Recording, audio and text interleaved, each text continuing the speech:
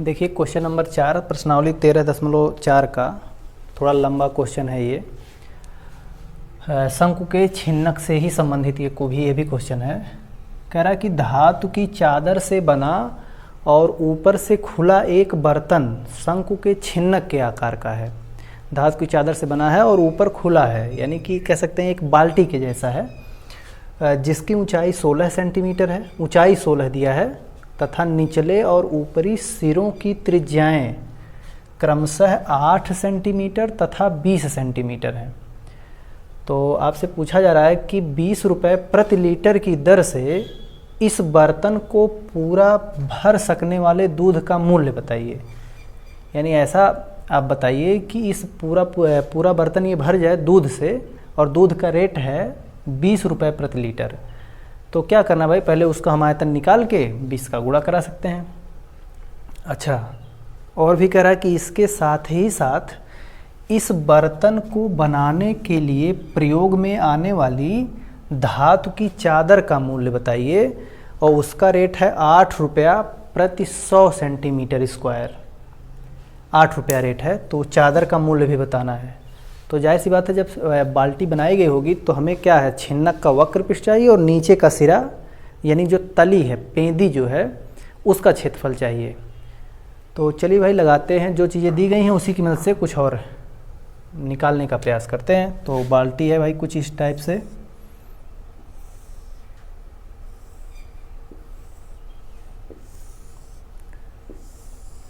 अब देखिए जो बड़ी त्रिज्या, ऊपर वाले सिरे की त्रिज्या, वो उन्होंने दे रखा है 20 सेंटीमीटर, ये आपका 20 सेंटीमीटर है, और नीचे वाले सिरे की त्रिज्या जो है वो 8 सेंटीमीटर दे रखा है। और इस बाल्टी कह लीजिए या बर्तन जो है, इसकी ऊंचाई इन्होंने 16 सेंटीमीटर दे रखा है। अच्छा, वक्र पृष्ठ निकालने के लिए हमें तिरछी ऊंचाई की भी आवश्यकता पड़ती है।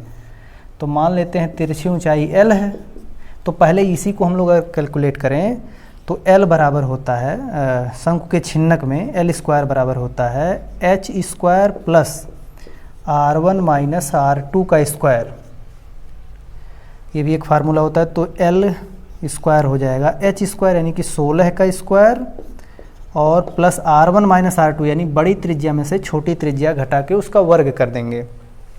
तो 20 में से हम लोग 8 घटाएंगे तो 12 का स्क्वायर ही हो जाएगा। तो इसको अगर सॉल्व करें तो 16 का स्क्वायर होता है 256 और 12 का स्क्वायर होता है 144। तो सॉल्व करने पर यह आ जाएगा आपका L स्क्वायर बराबर 400। तो इम्प्लाइज दैट L का मान आपको मिलेगा 20 सेंटीमीटर, क्योंकि 400 जो होता है वो 20 का वर्ग होता है। तो यानी L ये आपका तिरछी ऊंचाई मिल गया 20 सेंटीमीटर। अब देखिए इस शंकु के छिन्नक में हमें सब कुछ ज्ञात हो गया। अब हम आयतन भी निकाल सकते हैं, वक्र पृष्ठ भी निकाल सकते हैं। अच्छा, तो सबसे पहले बात की जा रही है कि 20 रुपये प्रति लीटर की दर से इसमें दूध भरा जाना है। तो जाहिर सी बात है, इस बाल्टी में या इस बर्तन में उतना ही दूध आ सकता है जितना इसका आयतन है। तो सबसे पहले हम लोग आयतन ही निकालें। देखेंगे इस बर्तन का आयतन, इस बर्तन का आयतन, और बर्तन के आयतन का फार्मूला होता है 1/3, क्योंकि शंकु के छिन्नक जैसा है तो 1/3 पाई R1 का स्क्वायर प्लस R2 का square plus R1 R2 into H। तो इसको सॉल्व कर लीजिए तो आएगा 1/3। अच्छा, पाई का मान देखिए इसमें दिया है कि 3.14 रखना है, तो वही रखिए 3.14 गुणे, अच्छा R1 का स्क्वायर यानी कि ऊपर वाले सिरे की त्रिज्या, बड़ी त्रिज्या, तो R1 का स्क्वायर हो जाएगा 400, फिर R2 का स्क्वायर, 8 का स्क्वायर 64, फिर R1 R2 गुणा करा देंगे तो 20 अठे 160, और इंटू H जो है हमें ऊंचाई 16 दे रखा है। सॉल्व कर लेते हैं भाई और भी।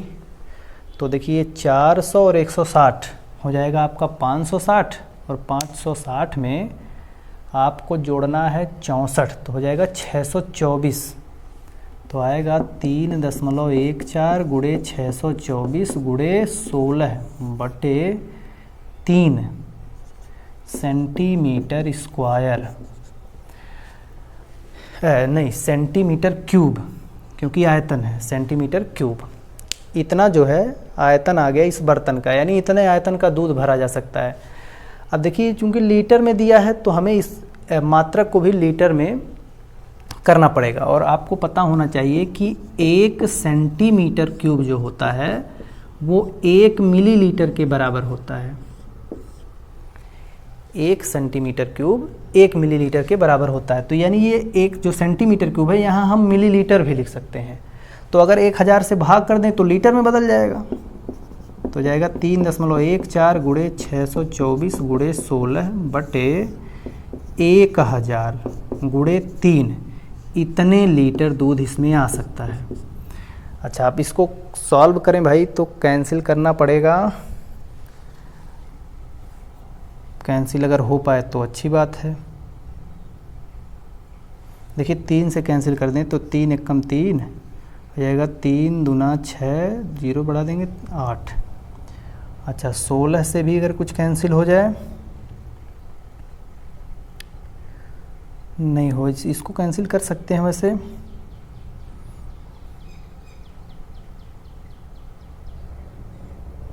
अच्छा छोड़िए, अभी कैंसिल ना करिए, हटाइए। ये इतना आपका आंसर आ गया है, इतने लीटर दूध उसमें इस बर्तन में आ सकता है। ये आपका 3 है नीचे और ये 624 है। अच्छा, तो अब इसी से अगर इसी में 20 का गुणा कर दें तो हमें दूध का मूल्य भी पता चल जाएगा। जब इतने लीटर है टोटल दूध, तो दूध का मूल्य तो इसी में 20 का और गुणा कर दीजिए, तो हो जाएगा 3.14 गुणे 624 गुणे 16 गुणे 20 बटे 1000 गुणे 3, इतने रुपए जो है दूध का मूल्य आ जाएगा। अब सॉल्व करते हैं। देखिए अब कैंसिल हो जाएगा, 20 से आप इसको कैंसिल कर सकते हैं तो जाएगा 50, और ये भी 16 से कैंसिल कर सकते हैं, 3 से कैंसिल कर सकते हैं तो जाएगा 3 एकम 3, ये हो जाएगा 208, और इसको कैंसिल करेंगे तो 20 एकम 20 और ये हो जाएगा 50। तो अब आपका आंसर हो जाएगा 3.14 गुणे 208 गुणे 16 और बटे बचा रह जाएगा आपका 50। ये हो गया। अच्छा, अब और भी आप गुणा भाग कर लीजिए तो इतने रुपए आपका आंसर हो जाएगा। चलिए कर लेते हैं भाई, 16 का गुणा करिए, 16 बटे, अच्छा इसको लिख दो, 3.14 16 बटे 128 के 8 हासिल 12 के 2 हासिल 1, 16 दूना 32 1 33 और बटे आपका रहेगा 50, इतने रुपए। अच्छा बराबर। अब भाई गुणा करके आपको 50 से भाग देना है, तो इतने का गुणा करके आप 50 से भाग दे दीजिएगा, तो मेरे ख्याल से इसका आंसर जो लगभग आएगा वो 210 या 209 रुपए के करीब में आएगा, जो इसका आंसर मुझे पता है। तो ये आपका हो जाएगा लगभग 209 रुपये, यही आंसर आपका आएगा। 209 या 208 दशमलव कुछ आ सकता है, या 210 के करीब में आ सकता है, तो यही आपका आंसर हो जाएगा। अच्छा, फिर अभी इसी क्वेश्चन में कह रहा है कि देखो इस बाल्टी को बनाने में जो धातु की चादर प्रयोग की गई, भाई धातु से बाल्टी बना रहा होगा तो उसको भी बताइए। तो जाहिर सी बात है इस बाल्टी में धातु की चादर भाई वक्र पृष्ठ पे लगी होगी और नीचे आधार में लगी होगी। तो अगर उसका भी हमें क्षेत्रफल निकालना हो तो हमें इसका निकालना पड़ेगा वक्र पृष्ठ और नीचे का क्षेत्रफल। तो लिखेंगे इस बर्तन में प्रयुक्त, अच्छा इसको नोट कर लीजिए, फिर हम इसको मिटा के करते हैं।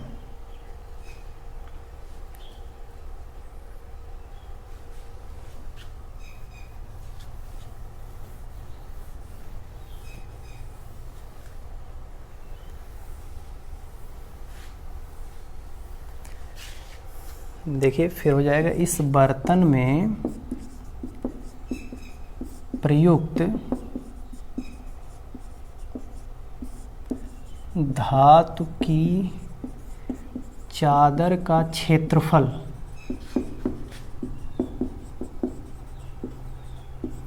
अच्छा, इस धातु की चादर का क्षेत्रफल के लिए हम क्या करेंगे, इस छिन्नक का वक्र पृष्ठ, किनारे किनारे भाई धातु की चादर लगी होगी और नीचे यानी कि तली जो पेंदी होती है बर्तन की, तो निचले सिरे का क्षेत्रफल,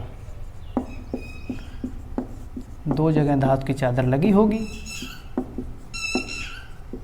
अच्छा, तो छिन्नक का वक्र पृष्ठ होता है पाई r1 plus r2 into L, और निचले सिरे का क्षेत्रफल हो जाएगा पाई r2 का स्क्वायर।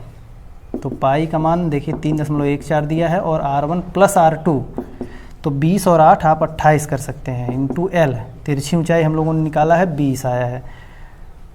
अच्छा, फिर प्लस पाई का मान, अच्छा यहाँ देखिए 28 कैंसिल हो जाएगा, तो क्यों न हम लोग ये जो है 3.14 नहीं बल्कि 22/7 ही कर दें, प्लस यहाँ भी 22/7, और r2 का स्क्वायर, r2 यानी निचले सिरे की त्रिज्या, इसका स्क्वायर हो जाएगा 64। इतने सेंटीमीटर स्क्वायर आपका धातु की चादर इसमें लगी होगी। और सॉल्व करें, देखिए कॉमन हो जाएगा, 22/7 कॉमन करेंगे तो यहाँ से 28 दूना 56 ही हो जाएगा 560। 560 में अगर आप 64 जोड़ते हैं तो आएगा 624। तो ये हो जाएगा 22/7 गुणे 624 सेंटीमीटर स्क्वायर।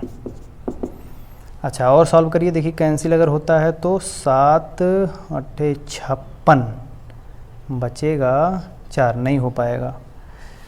तो अच्छा छोड़िए भाई, यही धातु की चादर का क्षेत्रफल है। अब अगर मूल्य पूछा जाए, चादर का मूल्य, तो यहाँ नीचे कर देता हूँ धातु की चादर का मूल्य। तो धातु की चादर का जो मूल्य हो जाएगा, इसी में क्या करेंगे भाई, 22/7 गुणे 624, इसी में हम लोग 100 से भाग करके 8 का गुणा कर देंगे, क्योंकि 100 सेंटीमीटर स्क्वायर का 8 रुपया है, तो 8/100 से गुणा कर देंगे, तो इतने रुपए आपका धातु की चादर का मूल्य आ जाएगा। अब फिर इसमें कुछ करिए भाई, तो आप जो है फिर वही गुणा करिए, कैंसिल भी कर सकते हैं, तो 4 दूना 8 और ये 4 25 हो जाएगा। अब गुणा कराइए तो जाएगा 22 दूना 44 और गुणे 624 बटे 25 सत्ते 175, इतने रुपए आंसर आएगा। अभी और करिए गुणा, चलिए तो हो जाएगा 44 चौके 176, 176 के 6 हासिल 17, फिर 44 दूना 88, 88 और 17 आपका हो जाएगा 105, 105 और हासिल हो जाएगा आपका 10। अब देखिए कैलकुलेशन है, ये आप अपने तरीके से कर सकते हैं। 10 बचेगा, फिर 44 का गुणा आप 6 में करेंगे तो ये आपका हो जाएगा 264, 264 और 10, ये हो जाएगा आपका 274 बटे 175, इतने रुपए आपका धातु की चादर का मूल्य आ जाएगा। और इसका लगभग जो आंसर आएगा 156.7 के करीब में आएगा। इतने रुपए जो है धातु की चादर का मूल्य हो जाएगा। आप भाग दे लीजिएगा तो इतना लगभग आंसर आ जाएगा धातु की चादर का मूल्य।